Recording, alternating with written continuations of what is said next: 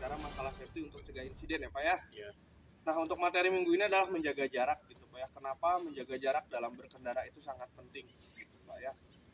Sebelum ke sana, tadi sudah disebutkan bahwa di peraturan perundangan itu mewajibkan bahwa setiap pengemudi yang berkendara di jalan umum atau di jalan ya Pak ya secara keseluruhan itu wajib untuk menjaga jarak gitu Pak ya, satu sama lainnya.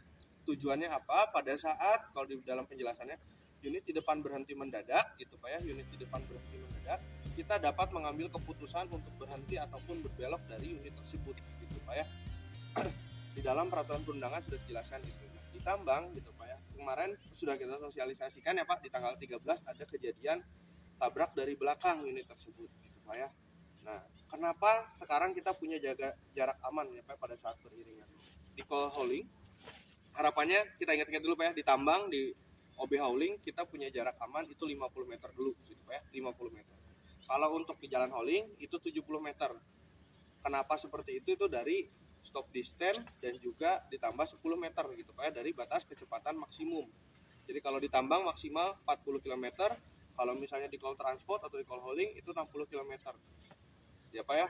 Tapi ada beberapa area memang yang di secara infrastruktur kita gitu itu mewajibkan kecepatan di bawah itu berdasarkan dari hasil asesmen yang nanti akan dinyatakan menggunakan rambu-rambu ya Pak ya. Contoh, di depan area kita 10 km per jam ya Pak ya.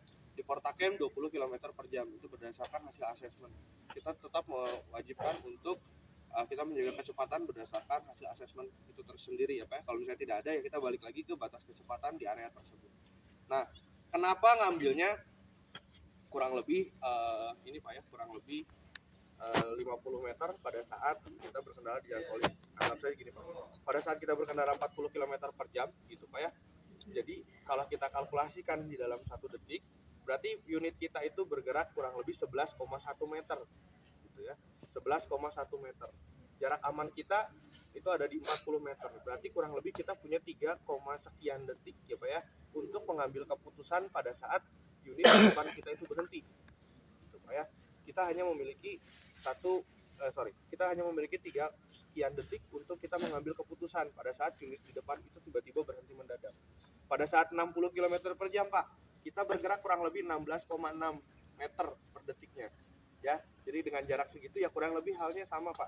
3 sampai 4 detik kita memiliki kesempatan untuk mengambil tindakan gitu Pak ya. Apakah kita mau ikut berhenti ataupun kita mau membelok mendadak gitu. Tapi membelok mendadak itu sangat berbahaya gitu ya karena kita akan masuk ke lajur lainnya.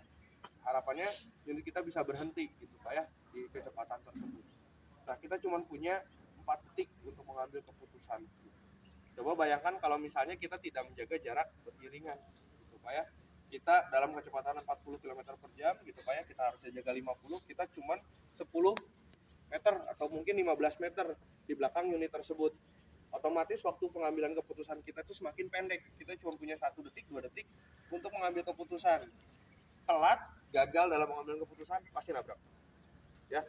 Nah, dulu di perusahaan yang lama case-nya itu bahkan kita mohon maaf gitu Pak ya, kita harus mengantarkan rekan kerja kita ke keluarganya dalam kondisi tidak bernyawa gitu Pak ya, karena tidak menjaga jarak. Yang kedua fatigue gitu Pak ya, akhirnya rekan kerja kita meninggal Pak. Secara konstruksi 785 dan 777 pada saat 2 unit tersebut bertabrakan dari seri Pak ya, nabrak dari satu unit menabrak posisi belakang dari unit tersebut, posisinya pas ada di dada Pak. Posisinya pas ada di dada. Kalau operatornya tingginya kurang lebih di 150 sampai 170. Posisi ujung vessel, salah satu bagian terkeras dari hadi tersebut, posisinya pas ada di dada.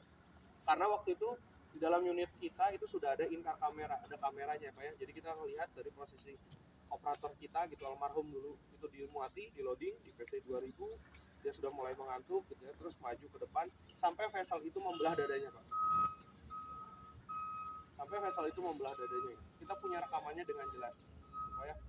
Nah, kita padahal sudah ada alert, jadi setiap ada fatigue untuk mata, otomatis jok di belakang dari operator itu harusnya bergetar. Ada vibration motor yang akan diintegrasikan dengan kelopak mata yang tertutup di perusahaan saya yang sebelumnya. Itu pun masih gagal dalam mengantisipasi case fatality waktu itu kita di tahun 2018 gitu Pak ya. Nah, betapa pentingnya gitu Pak ya, salah satunya menjaga pola tidur, kemudian juga menjaga jarak gitu Pak ya. Karena case ini juga kayak case yang terjadi di Madani kemarin, itu bukan pertama kalinya ditambang gitu ya. Potensi yang sama itu bisa jadi berlaku di operasional kita.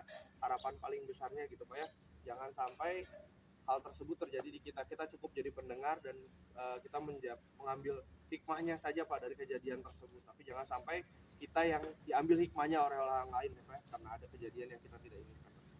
Mari kita sama-sama jaga operasional Pak ya, mulai dalam kondisi sehat gitu Pak ya, kerja dalam kondisi yang semangat, dan kita menyelesaikan hari ini gitu Pak ya, dalam kondisi yang selamat gitu Pak ya, sehat, semangat dan selamat setiap harinya Pak ya. Dan pagi harinya besok kita berkumpul lagi di sini dalam kondisi seluruh badannya lengkap dan kita juga teman-temannya masih lengkap gitu Pak ya. Kita harus tetap bekerja dengan aman, dan jangan lupa juga produktivitas harian terkait dengan pekerjaannya juga harus tetap tercapai.